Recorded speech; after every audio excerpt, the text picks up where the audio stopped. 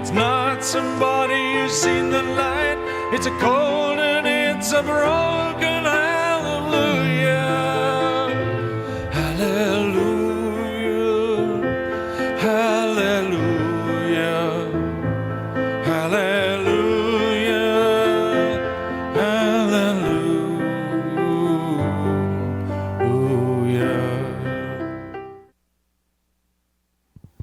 Bom, gente, e a sexta-feira, como vocês já sabem, é o meu dia predileto do programa. Por quê? Porque é o dia que a gente dedica mais tempo ao Senhor, é o dia que a gente dá honra a quem merece toda a honra e toda a glória. E hoje a gente está aqui com Levi Barros, que é pregador dos Atalaias de Cristo, inclusive esteve semana passada em São Paulo, está chegando de São Paulo, é teólogo, é especialista em interpretação bíblica e ainda arranja tempo para ser empresário. Gente, é muita coisa. Bom dia, Levi. Bom dia, Edilene. Deus abençoe. Obrigado pelo convite. Deus abençoe aos telespectadores da TV Centro-Sul Picos. Deus abençoe aos que estão por trás das câmeras. É um prazer. Deus abençoe. Deus lhe abençoe também grandemente, meu querido. Antes da gente entrar propriamente no texto bíblico, conta um pouquinho dessa experiência aí, de como é que você decidiu ser pregador, se dedicar mesmo.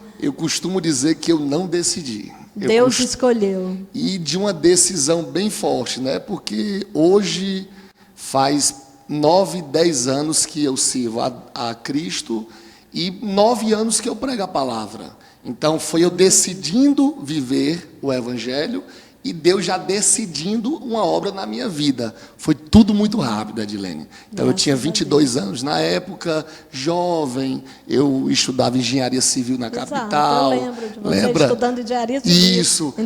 Eu tinha uma vida bem leviana, uma liberdade muito grande, e do nada decidi então entregar minha vida, e esse do nada me trouxe aqui, me levou a tantos lugares que só Deus faz. Graças a Deus. A oração de mamãe, joelho dobrado de mamãe. Verdade. Minha amada Mercedes, beijo no coração, eu amo você, viu? Amém. Não esqueça nunca disso. Me conta essa experiência nos Atalaias de Cristo, que é um projeto grandioso e que não é para qualquer um, gente. É importante saber que não é qualquer pregador que faz parte dos Atalaias de Cristo. E o Levi estava lá em São Paulo. Me conta essa experiência. Dilene, o projeto Atalaias de Cristo é um projeto há mais de 20 anos que investe em missões. Quando a gente fala missões, só resumidamente, são pessoas que renunciam tudo, investem tudo e vai onde a gente não vai.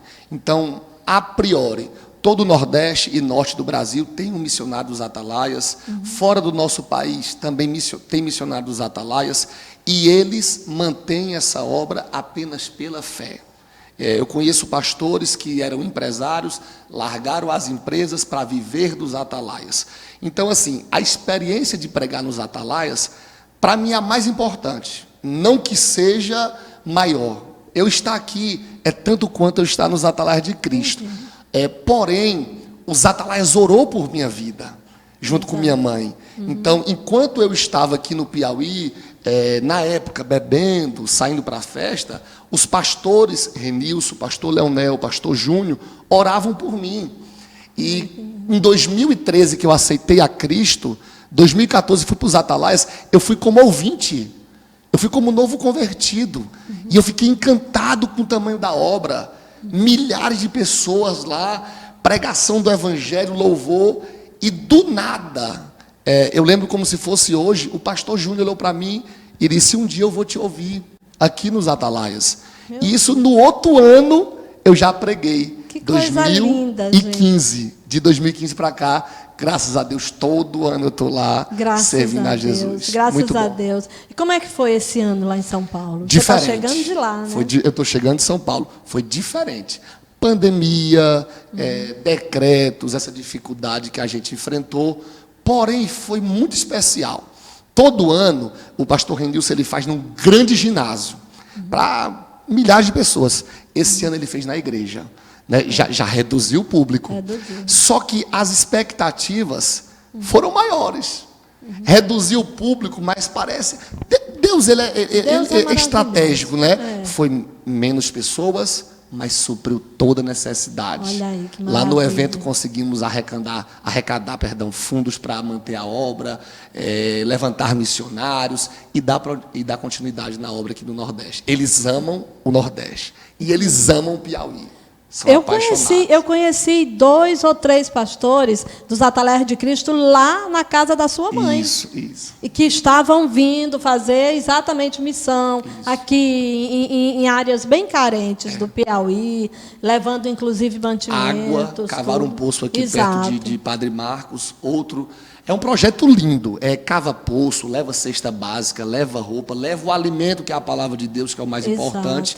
E já faz mais de 20 anos aí que eles estão servindo a Deus aqui no Nordeste. Graças a Deus. E eu gostaria de acompanhá-los e fazer uma matéria, trazer aqui para o programa. Quando eles virem, eu lhe aviso, você atende Me eles aqui. avise. Tá bom? Tá certo. Meu querido, por mim eu ficaria o resto do programa gosto. conversando com você, porque o papo tá tão bom. Eu gosto. Mas como o tempo, né? Voa. A gente voa. Então, o que você trouxe para a gente meditar hoje? Que palavra? Pronto. Edilene, eu vou ler um versículo só e vamos bater um papo sobre Certo. esse versículo, que vai gerar edificação para quem está nos ouvindo e para a gente que está aqui também. No Evangelho de Jesus, escrito por Marcos, antes de Jesus morrer na cruz, Jesus passou no Getsemane. E lá no Getsemane ele disse assim: vigiai e orai, para que não entreis em tentação. O espírito, na verdade, está pronto, mas a carne é fraca. É fraca. É verdade. Esse texto fala de Jesus no Getsemane. O que é Getsemane? Prensa de azeite. Então, escute só, Jesus é o Filho de Deus, Jesus é o próprio Deus, lá em João 1 diz que ele é o Verbo encarnado, e sem ele nada do que foi feito teria acontecido. Ele é o Criador. Jesus é o Todo-Poderoso. Então, se Jesus, que é Deus, que é o Filho de Deus, que é o Todo-Poderoso, que é tudo isso que a gente crê, passou por uma prensa de azeite, quem somos nós para não passarmos? É verdade. Né? Jesus, ele passou por momentos dificílimos aqui na terra. Passou sede, no período da crucifixão, passou por dores, passou por flagelos, por hematomas, por muitas complicações. E nós? Quem somos nós? Porque se a gente ler a Bíblia, Jesus disse assim: no mundo tereis aflições. Isso já é uma realidade que permeia a humanidade desde a queda da humanidade. Verdade. Então, o sofrimento sempre existiu, sempre existirá. Mas há algo importante dentro do Getsemane, é a presença de Jesus no Getsemane. O Getsemane é uma prensa, mas ele está lá. O Getsemane é um sofrimento, mas ele está lá. O Getsemane, Jesus suou sangue, mas ele estava lá. Então, uma lição importante é que em momentos difíceis, em momentos de sofrimento, ele está lá. Isso é que é gostoso, você crer em Deus, você saber que ele está contigo, como ele próprio disse: estarei convosco até a consumação dos séculos. Tem um salmo, Edilene, que eu acho lindo, que o salmista diz assim: quando eu subi no monte, lá tu estavas. Quando eu desci, lá o Senhor estava. Para onde irei eu? Para onde irei eu? O Senhor está em todos os locais, em cima, embaixo, na bonança, na escassez. E quando Jesus entra no Getsemane, algo muito importante que eu preciso dizer é que Jesus tinha 12 discípulos. Judas não está presente, porque já tinha ido vender Jesus. Exato. Então era Jesus e 11 discípulos. Aí Jesus não chama os 11. Jesus chama 3 para o Getsemane: Pedro, Tiago e João. Então perceba que nos momentos difíceis não são todos que estão conosco. É verdade. Não é verdade? É verdade. Às vezes a gente é infantil e diz: ah, mas fulano não está aqui, Belcrano não está aqui. Mas nem com Jesus era assim. Olha que interessante. Não é? Não tinha observado. Interessantíssimo. Nem com Jesus nem foi com assim. Jesus foi assim. E às vezes a gente se perde sofrendo, porque às vezes alguém nos abandonou no meio do Exato. sofrimento. Mas é Deus permitindo. Alguém nos decepcionou. Perfeito. Mas com Jesus, Judas decepcionou. Perfeito. Não é? E os outros 8 ficaram embaixo. Ficaram embaixo. Irmã Edilene, tem certas pessoas que não podem ver você sofrer. Tem certas pessoas que não podem me ver sofrer, porque vão julgar, vão falar o que não deve. Jesus não. Jesus vai sofrer e chama quem pode. João, pode? Pedro e Tiago. Somente. Então, agora outra... Mas outro Pode falar. detalhe interessante, desculpa. Não, eu estou achando te muito cortando. bom. Outro detalhe interessante é que mesmo os 3 escolhidos cochilavam. Isso é muito interessante. E Jesus acabava ficando sozinho, porque eles cochilavam. E Jesus dizia, acordem. Muito interessante. Não é? Para você ter essa... E você vê que Jesus... Olha, eu vou pegar a sua deixa aqui que você acabou de me dar. Jesus chamou os 3. Os 3. Dos 11, Dos chamou 11. 3. 3. Aí depois Jesus diz assim, fica aqui. E ele vai sozinho. Olha que Sozinho, interessante. então. Dos 11, vem 3. Vem 3. Fica e ora por mim, que eu vou sozinho falar com o Pai. Olha o que Deus está dizendo. Há certos momentos Que é você e Deus. É você e Deus. Nem os teus melhores amigos Podem estar. podem participar. Podem participar. E é interessante que se você ler a Bíblia, ele Verdade. diz para os 3 discípulos assim, a minha alma está angustiada. Mas para Deus, ele sozinho, ele diz, Pai, livra de mim este cálice. Então, quando nós estamos a sós com Deus, nós falamos o que ninguém pode ouvir. É verdade. Né? E verdade. é tão profundo que Jesus orou 3 vezes e os 3 continuaram dormindo.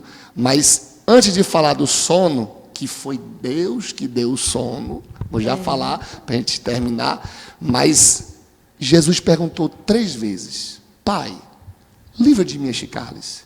Pai, livra de mim esse cálice. Pai, livra de mim esse cálice. Na Bíblia não diz uma resposta de Deus. Deus fica calado, Edilene. Agora imagina, se o pai ficou em silêncio com o filho, por que é que eu tenho que ouvir a voz de Deus sempre? É verdade. Por que na hora que eu peço eu quero ouvir?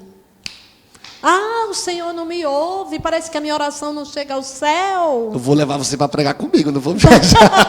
Há certos momentos que o silêncio de Deus fala muito mais do que palavras. É a resposta. A resposta É é a o resposta, silêncio. é o silêncio. Isso mesmo. É a resposta. Porque aquele cálice estava pronto para ser tomado. Então, Jesus não ia dizer, vou te livrar dele, porque fugia do... Deus não ia dizer, Isso mesmo, porque ia fugir do fugia do projeto, do propósito. Perfeito. E Deus também não ia dizer, não, toma. O silêncio dele era a resposta. Você O vai silêncio tomar. dói, mas o Dói. silêncio é pedagógico. Então, quando Deus ele está no silêncio, a gente aprende. Aprende a ouvir mais, aprende a se calar mais e aprende a aproveitar o melhor da vida. Agora, por que os discípulos estavam dormindo? A Bíblia diz que os olhos deles estavam pesados. Então, quem deu o sono foi Deus. Foi Agora, Deus. por quê? Deus ele é principiológico. Como assim? Aquilo que Deus instituiu, ele não quebra. Por exemplo, ame ao próximo como a si mesmo. Não quebra. Honrai pai e mãe. Serão prolongados os teus dias na terra. Se você fizer isso, você vai ter longevidade na terra. É mandamento divino. E Deus instituiu algo antes do Getsemane, que era o seguinte.